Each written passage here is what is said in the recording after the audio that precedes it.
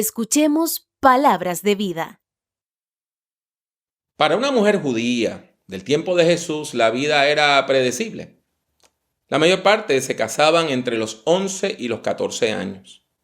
Y como no habían anticonceptivos confiables, la mayor parte de las mujeres de la época tenían un niño casi todos los años, o por lo menos cada año y medio. Desgraciadamente muchas morían de parto, porque en el mundo antiguo no habían los adelantos médicos que tenemos hoy.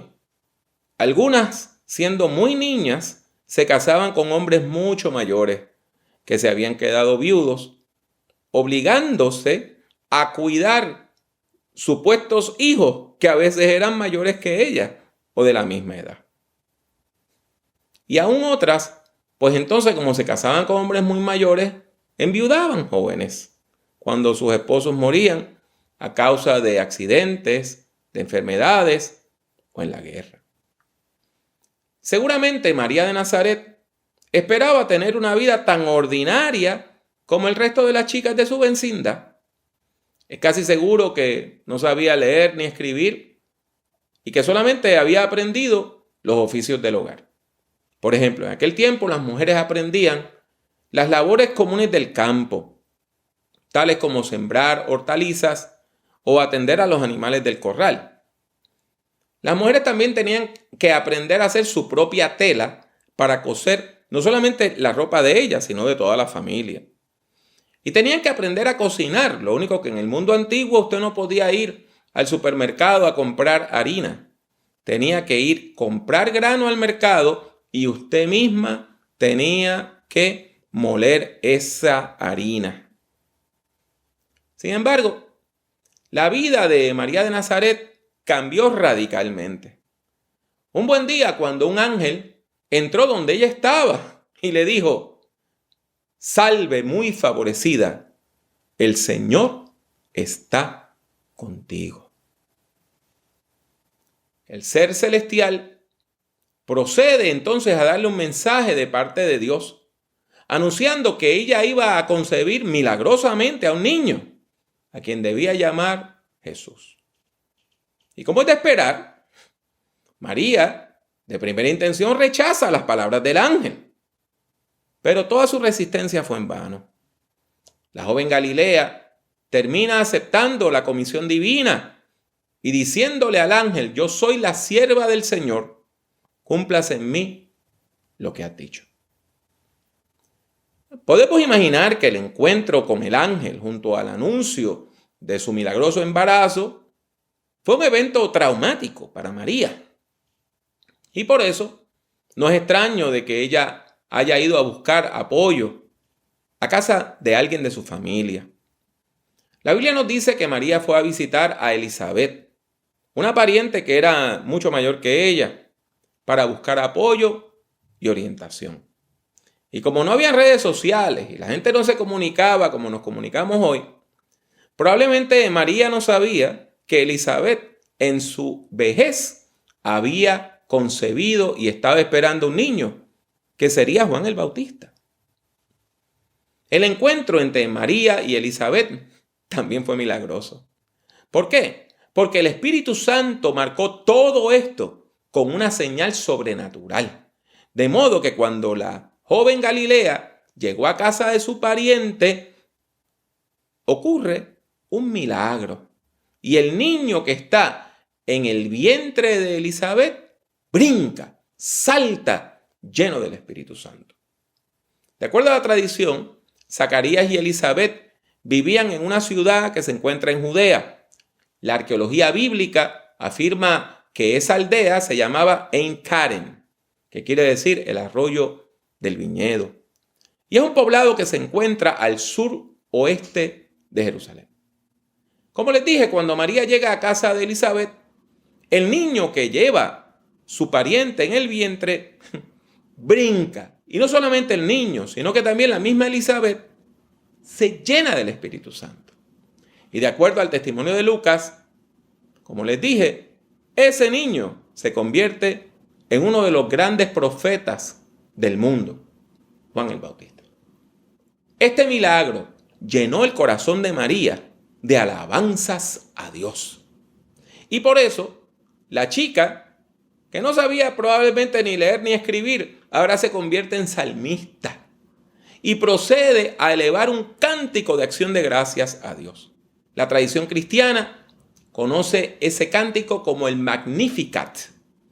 Esa es una palabra en latín, que es la primera palabra que aparece en este cántico en las traducciones al latín de la Biblia. Y lo que está traduciendo es engrandece. Esa palabra, glorifica mi alma al Señor. María da gracias a Dios, glorifica a Dios, porque Dios le ha dado una nueva orientación a su vida.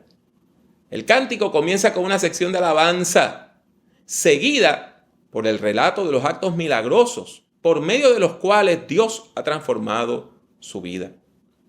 Su himno de acción de gracias demuestra que la joven nazarena comprende que este es un embarazo especial, que tendrá consecuencias universales. Por medio de las grandes cosas que Dios está haciendo en ella, en el futuro inmediato y en el futuro lejano, Dios habría de hacer grandes cosas para toda la humanidad. El nacimiento de su bebé iba a marcar un cambio en el mundo. Y el orden opresivo que había regido el mundo hasta ese momento iba a ser transformado por un nuevo orden de paz. Y podemos ver toda esta inversión de valores en los versículos 51 al 53, donde el cántico dice: con su brazo hizo grandes proezas y deshizo los planes de los soberbios. Derrocó del trono a los poderosos y puso en alto a los humildes. A los hambrientos los colmó de bienes y a los ricos los dejó con las manos vacías. María testifica que se siente privilegiada porque Dios la ha escogido para que lleve a cabo una misión única en la historia de la salvación. Su discurso es humilde porque contrasta la grandeza de Dios con la humildad de su sierva. María intuye que en virtud de su rol como madre del Mesías, todas las generaciones del mundo, a partir de ese momento, la iban a llamar bienaventurada, o sea, dichosa, feliz. Y esto es lo que la lleva a adorar a Dios de manera íntima y personal. El nacimiento del Mesías también manifiesta la misericordia de Dios para con toda la humanidad.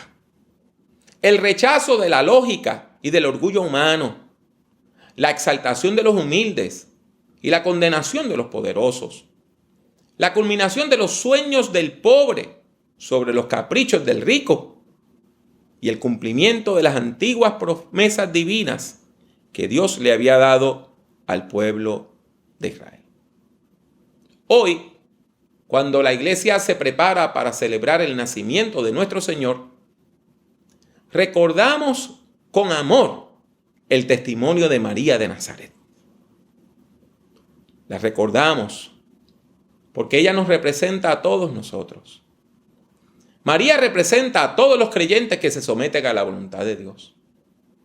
El testimonio de María también nos enseña que cuando usted y yo obedecemos a Dios, no solo somos nosotros los bendecidos, sino que a través de nuestra obediencia a Dios, Dios bendice a los demás.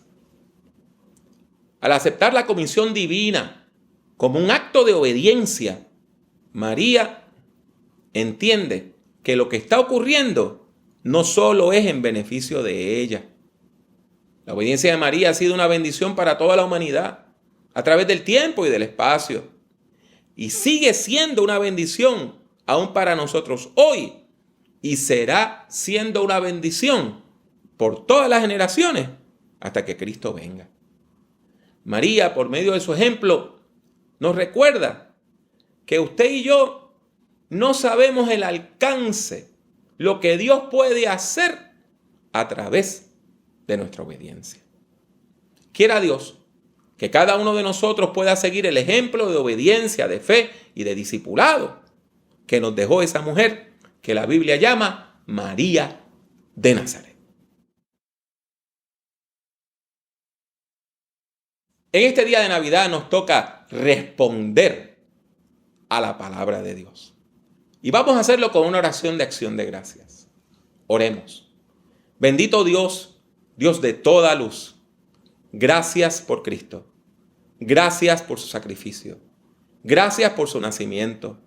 Gracias, Padre amante, porque por medio de un bebé débil, tú nos recuerdas que lo débil tuyo es más fuerte que lo más fuerte del mundo. Gracias por Jesucristo, nuestro Señor y Salvador. Amén.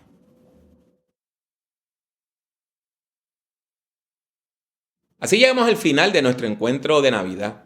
Espero que usted tenga un tiempo hermoso junto con aquellas personas que usted ama. Que Dios le bendiga mucho, que Dios le bendiga siempre.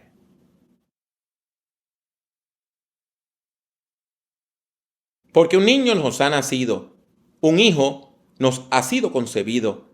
Sobre sus hombros llevará el principado, y su nombre será Consejero Admirable, Dios Fuerte, Padre Eterno y Príncipe de Paz.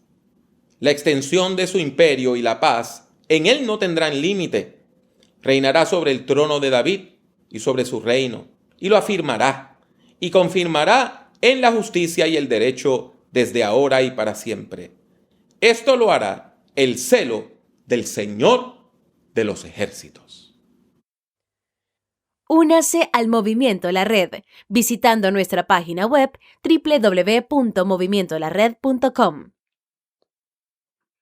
Busque el Movimiento La Red en Facebook y suscríbase a nuestra página oprimiendo el botón de like, me gusta. El Movimiento La Red es una comunidad de fe que se reúne a través de las redes sociales. La participación es libre y voluntaria. Está abierta tanto para ser su principal comunidad de fe como para enriquecer su vida espiritual. La Red es un movimiento cristiano que no está afiliado a denominación alguna.